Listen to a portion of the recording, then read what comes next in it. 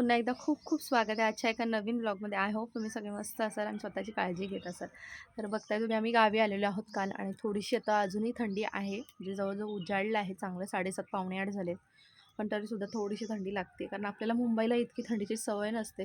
त्यामुळे मला थोडीशी लागते. मी स्वेटर घातलेलंच आहे आणि म्हणजे चहा वगैरे आमचं झालेला आहे आणि आता थोडीशी जेवणाची वगैरे तयारी करायला आईला मदत करते आणि नाश्ता वगैरेसुद्धा बनवायचा. आणि काल मी जे नॉनव्हेज बनवलं होतं ना चुलीवरती, ते सगळ्यांना इतकं आवडलं ना की आज मला पोहेसुद्धा चुलीवरती बनव असं म्हणून सांगितलं भावाने. तर पोहे पण बनवणार आहे चुलीवरती आणि बघू स्वयंपाक जेवढा जमेल तेवढा चुलीवरती बनवणार आहे. तर तुमच्यासोबत सुद्धा शेअर करेन. जत्रा आहे आता, आम्ही काय करणार आहोत, आम्ही सगळं आमचं आवरून जेवण वगैरे रेडी झालं की मग जत्रेच्या इथे जाणार आहोत. देवीची ओटी वगैरे भरणार आहोत आणि मग जत्रा फिरायला वगैरे संध्याकाळी जाऊ, कारण संध्याकाळी प्रचंड गर्दी असते. आत्ताही गर्दी भेटेल पण थोडी कमी भेटेल आणि जर रात्री गेलो तर खूप जास्त गर्दी भेटते. सो त्यामुळे आत्ता जाऊन येणार आहोत आम्ही आणि तुमच्यासोबत शेअरसुद्धा करेनच. तर चला आता पटपट आवरते सगळ्या गोष्टी. तर इथे आता स्वयंपाकाला थोडीशी मदत करायला सुरुवात करण्यापूर्वी म्हटलं केसांना छान ऑइलिंग करून घेऊया. आणि तेलाची बॉटल घेतली तर पूर्ण गोठलेली होती, कारण थंडीच इतकी पडते. त्यामुळे थोडंसं त्याला पाण्यात टाकली बॉटल आणि मग ते तेल जे आहे ते रिलीज झालं. छान मसाज करून घेतलं केसांना आणि मग पुढच्या कामांना लागली, कारण आज भोगीसुद्धा आहे त्यामुळे केस वॉश करायचे होते.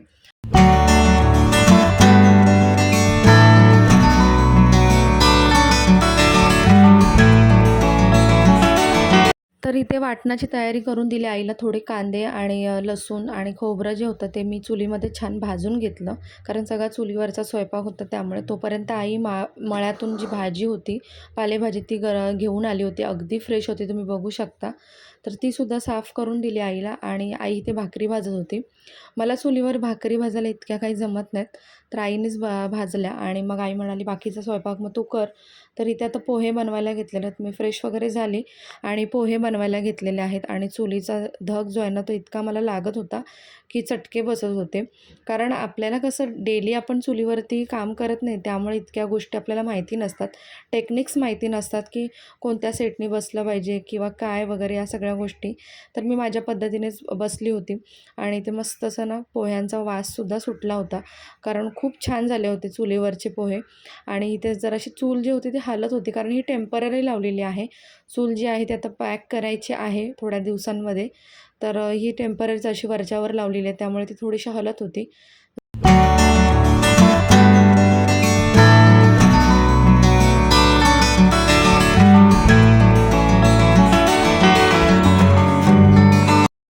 चुलीच्या इथे जास्त शेक लागत होता पोह्यांना, त्यामुळे त्याला वैलावरती शिफ्ट केलं मी, कारण जर जास्त हाळ लागला असता तर पोहे कदाचित करपले असते. तर इथे कमी केला थोडासा आणि वैलावरती ठेवले मी पोहे आणि इथे गरम पाणी करायला ठेवले. ते बघा मस्त असे छान पोहे जे आहेत ते रेडी झालेले आहेत, अगदी सुटसुटीत असे. आणि याच्यामध्ये मी शेंगदाणे वगैरेसुद्धा जास्त टाकले होते, त्यामुळे अजून छान लागत होते. तर सगळ्यांना सर्व केलं मी आणि त्यानंतर पुन्हा आली मग मी स्वयंपाकाची तयारी करायला, कारण आम्हाला जत्रेला जायचं होतं, देवीची ओटी वगैरे भरायला. आम्ही आधीच जाऊन येणार होतो, कारण संध्याकाळी मग खूप गर्दी होते त्यामुळे.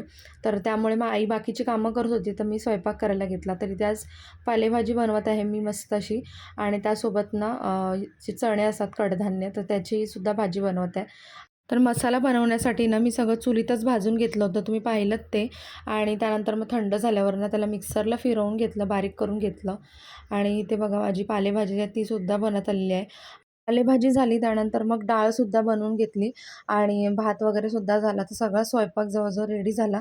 तर आता मी सुद्धा रेडी होते आणि निघते जाण्यासाठी, कारण लवकरात लवकर जाणं गरजेचं आहे. तर फायनली आम्ही रेडी झालेलो आहोत आणि आता निघालो आहोत ओटी भरण्यासाठी. आणि हे सुद्धा सकाळी आले आणि भाऊ वगैरे आणि आई वगैरे मागून चालत आहेत. तर चालतच जाणार आहोत, इथून शॉर्टकट आहे थोडासा, तर तिथून शॉर्टकटने जाणार आहोत. आणि बघू आता किती गर्दी आहे, कारण उशीरच झाला आहे. थोडं लवकर जायला होतं पण निघता निघता थोडं लेट झालं. सो बघूया आता. चला, हाय कर बाबू, बाय. तर इथं फायनली आम्ही जत्रेच्या इथे पोहोचलो आणि लवलचं चाललेलं की पप्पा मला उचलून घेतात. ह्यांनी सुद्धा उचलून घेतलं होतं आणि थोडंसं ऊन पण होतं आणि लहान मुलं काही चालणार नाहीत हे तर सगळ्यांनाच माहिती आहे.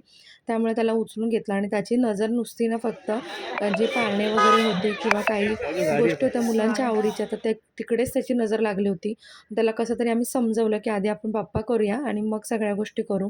तर इथे जत्रा फिरायला तर एवढी गर्दी नव्हती, पण मंदिराच्या आवारात प्रचंड गर्दी होती. लाईनमध्ये आम्ही उभे राहिलो सगळे. तुम्ही बघू शकता इकडे खूप जण उभे आहेत आणि छान यावर्षी जी अरेंजमेंट वगैरे होती ना ती खूप छान होती. म्हणजे जवळजवळ आता बरेच वर्ष असेल कदाचित, कारण मी बऱ्याच वर्षांनी आले होते त्यामुळे मला माहिती नाही. फायनली आम्ही मंदिरात पोहोचलो आतमध्ये आणि खूप सुंदर असं दर्शनसुद्धा झालं.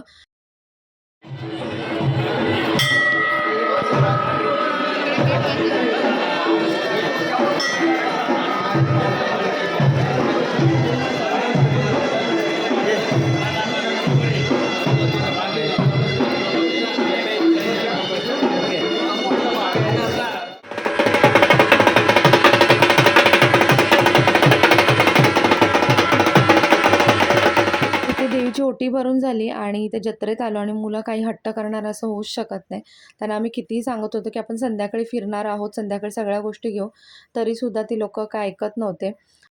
तर सगळं आमचं आवरून मग आम्ही घरी आलो आणि आज मावशी आणि काकासुद्धा आले होते, कारण त्यांनासुद्धा ओटी भरायची होती, तर ते सुद्धा ओटी भरण्यासाठी आले होते. तर ते ओटी भरले आणि त्यानंतर मग घरी आले, कारण त्यांना आम्ही जेवणासाठी सांगितलं होतं की इथे जेवा तुम्ही सगळे. तर आम्ही जेवून थोडं बाहेर बसलो होतो आणि काका आणि मावशी निघाली होती जायला. तर आता संध्याकाळ झालेली आहे, म्हणजे 8 वाजलेले जवळजवळ आणि आम्ही जात आहोत आता जत्रेच्या आम्हाला फिरायचे आहे आणि इथे ना छबिना नाचवला जातो, तर तो सुद्धा आम्हाला पाहायचा आहे. तर आता तुम्हाला सुद्धा दाखवते, शेअर करते तुमच्यासोबत कशा प्रकारे छबिना नाचवला जातो. आणि चला आता आपल्याला चालतच जायचं आहे, कारण आता इथे गाडीची काही सोय नाही आहे, त्यामुळे चालतच जावं लागणार आहे. तुम्ही ते बघू शकता आजूबाजूला किती गाड्या लागलेल्या आहेत, कारण आमच्या घरापासूनच ना गर्दी जी आहे ती स्टार्ट होते गाड्यांची. गाडी घुंगराची हाय हाय किधर आहे हाय ऐका. अंधारात आम्ही चाललोय हळूहळू आणि लोलो बसलाय मस्त पप्पाच्या खांद्यावरती आणि आम्ही चालतोय. ते आम्ही चालत होतो आणि आम्हाला रस्त्याने बैलगाडीसुद्धा दिसली आणि खूप साऱ्या गाड्या ये जा होत्या, म्हणजे जसं की बाईक, स्कूटी, 4 व्हीलर वगैरे, रिक्षा, टेम्पो वगैरे सगळ्याच गोष्टी. त्यामुळे इतकं काय अंधार वाटत नव्हता. त्या उजेडात आम्ही चालत चालत आलो जत्रेमध्ये आणि मग सुरुवात झाली मुलांची की हे पाहिजे, ते पाहिजे, इथे बसायचं आहे, तिथे बसायचं आहे. तर त्यांच्या ज्या आवडीच्या गोष्टी होत्या त्यांना घेऊन दिल्या आणि त्यांची शॉपिंग काय संपत नव्हती. आणि मंदिर बघा किती सुंदर दिसत आहे रात्रीचं. तर इथे प्रज्ञाचं चाललेलं की त्याला पॅड घ्यायचा आहे. चालू करायचं नाही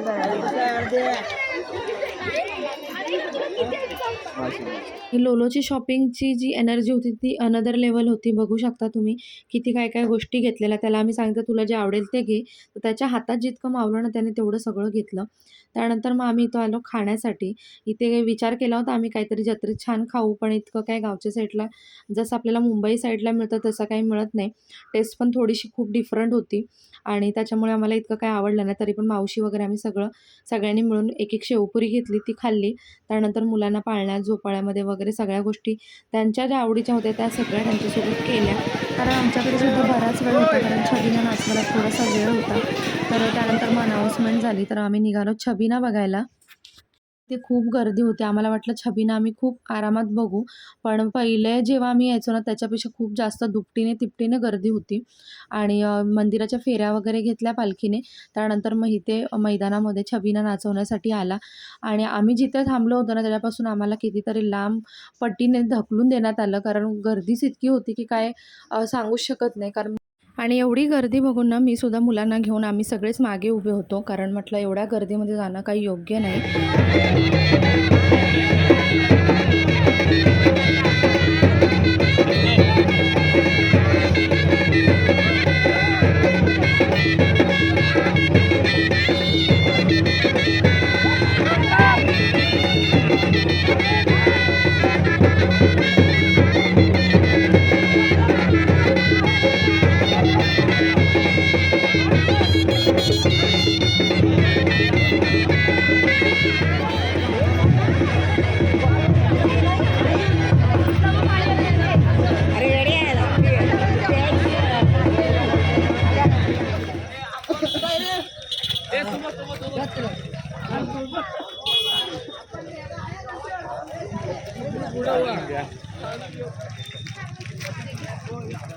त्यानंतर मग आम्ही 11-11:30च्या दरम्यान मग घरी जायला निघालो आणि रस्त्यावरती इतकी गर्दी होती कारण हळूहळू गर्दी वाढत होती.